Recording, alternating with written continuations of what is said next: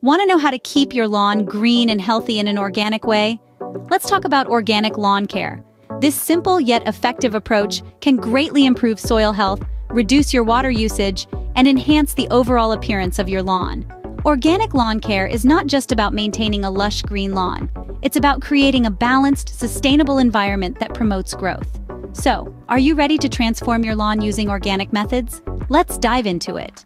The first step towards a healthier, greener lawn is to test your soil. This vital process reveals your soil's pH level and nutrient content, among other factors that influence lawn health. With the right soil conditions, your lawn will be off to a great start. After testing your soil, it's time to feed it with organic fertilizers. These natural wonders not only boost your lawn's vibrancy, but also enhance soil structure and encourage robust root growth. Remember, a well-fed lawn is a healthy and lush green lawn. The final steps to maintaining a green lawn organically involve regular watering and mowing. Watering should ideally be done early in the morning, allowing the grass to soak up moisture before the heat of the day. As for mowing, remember to keep your grass a bit on the longer side. This promotes deeper root growth and increases your lawn's drought tolerance.